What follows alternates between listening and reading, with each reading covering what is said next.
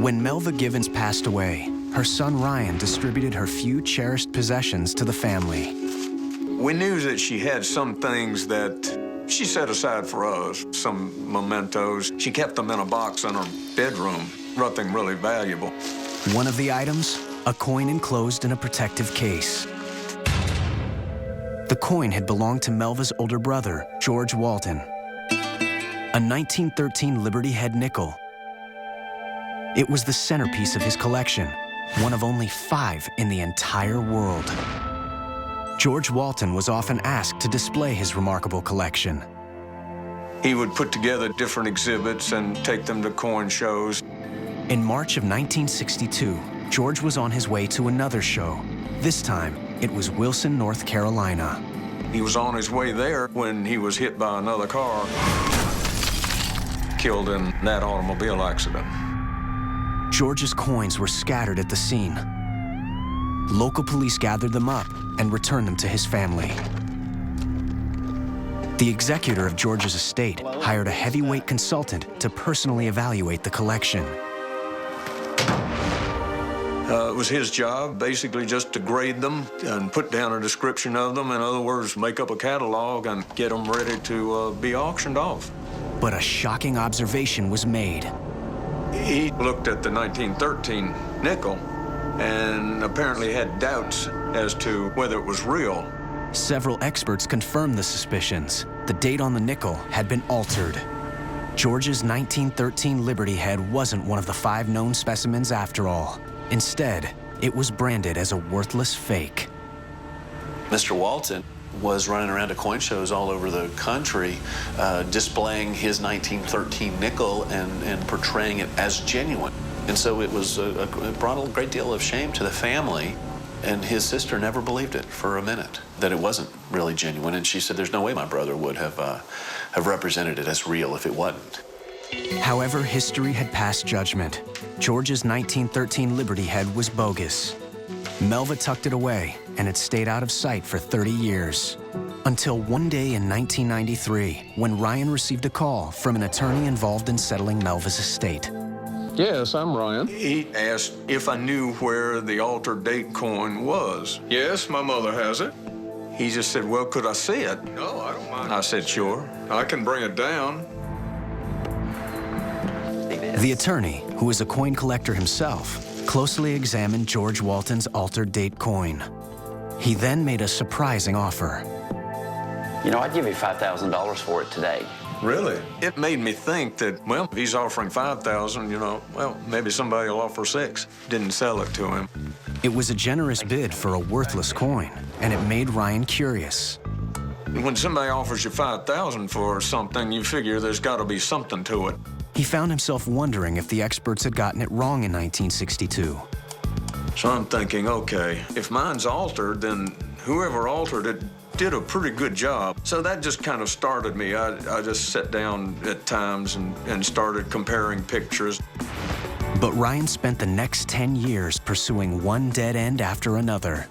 So I would see something about it, so I'd come back and maybe spend 2 or 3 weeks at a time just looking at it. And then other things would come up and I'd put it away and maybe not even look at it again for several months. But it was always on my mind. Then, in the summer of 2003, he caught a break. The ANA, the American Numismatic Association, has a summer convention. That's their big convention every year. Several people got together and came up with this idea of reuniting the 4 known 1913 Liberty nickels, where they hadn't been together since the 1940s. It was a once-in-a-lifetime chance for Ryan to have the coin authenticated by lining it up against the 4 genuine nickels.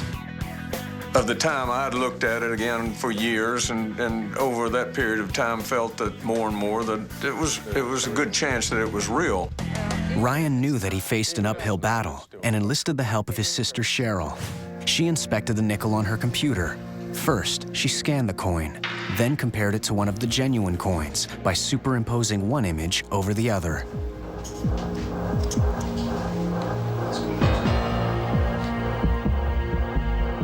The numbers look very close. I don't think you can get any closer. So I'm almost pretty convinced that this is real. But since the coin had already been deemed as altered and worthless, its authenticity could only be proven by a panel of experts. Ryan and Cheryl realized the 2003 coin convention would be their only shot. So this was like going to be the final showdown. Up next, will Uncle George's nickel be condemned as a fake once and for all? Or will a new generation of experts break with the past? An accidental fortune hangs in the balance when we return. In 1962, coin collector George Walton died in a car accident, leaving his prized collection of coins scattered across the highway.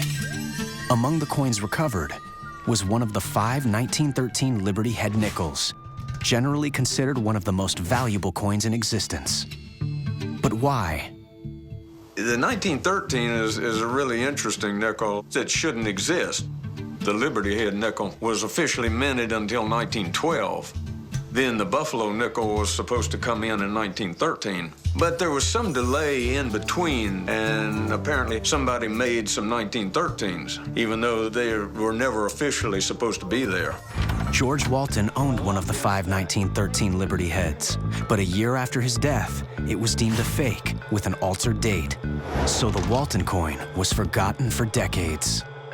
They said it wasn't real, so it can't be real. But why? What's wrong with it? Why is it? 40 years passed before George's nephew, Ryan Givens, saw an opportunity to redeem his uncle's reputation at the 2003 Baltimore Coin Convention, where the 4 1913 nickels were on display. Possibly of them are. A nationwide hunt for the missing Liberty Head was undertaken, and professional coin consultant Paul Montgomery offered a $10,000 reward to anyone who could present the long-lost 5th coin. Part of our offer in the press release was we should offer $10,000 just to be the first ones to see it. Ryan and Cheryl seized the chance to finally authenticate their nickel. Paul reluctantly agreed to take a look, fully expecting to confirm that the coin was worthless. I wasn't really even looking at the coin. I was really preparing what I was going to say to them. And then I don't know what, something about it that said, you know what, look at this, because this really looks right. It was kind of like they were out here, and then all of a sudden they were getting closer and closer. We're after a group. Okay. They said, okay, well, we want some other people to look at it to make sure. At midnight, armed guards transported the 4 genuine nickels, worth a total of $20 million, to a secret location. At Paul's invitation, 6 renowned experts, including members of the prestigious professional coin grading service, sat down to determine the coin's fate. This is basically it. In these few minutes, it's all going to be determined one way or the other. One person would find something, and then we'd all have to look at it. And then, yeah, but look at this. They had to all have exactly the same characteristics. It was about declaring it the same.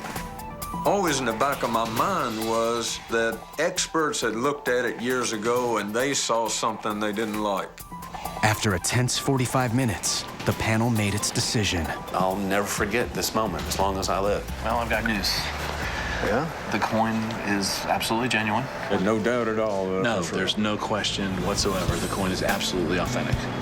We were just happy. We were relieved that our Uncle George would finally get the recognition that he so deserved. Congratulations. That's fantastic. Good. It's finally decided. That's how happy I am. Uncle George's worthless fake was now recognized as one of the most valuable coins ever minted in America. The main thing is now you know Uncle George had a real one. We still want to make sure that it does the job we want it to do, and that's get his reputation straightened out. In addition to vindicating their Uncle George, Ryan and Cheryl took home Paul's reward check for $10,000, just for allowing Paul to be the first person to examine the nickel. Wow. That was something I just couldn't believe. I said, $10,000 just to look at it. Wow, that's pretty good. Today, known as the Walton specimen after Uncle George, the coin is on loan to the A&A Museum and prominently displayed for all to see. When the coin is finally sold, the remarkable story is likely to add millions to its value.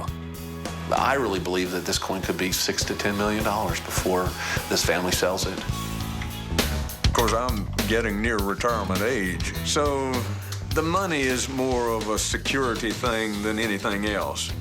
The house is getting old. I would put some money in the house. And obviously, you've seen my cars are fairly old, but I'd like to put some money into them and get them looking nice. We've got a number of things that we could certainly use it, as far as the family goes. Right now, it's more fun to have the nickel and think about the money than it is to have the money and think about the nickel. When that changes, then they will be ready to sell it.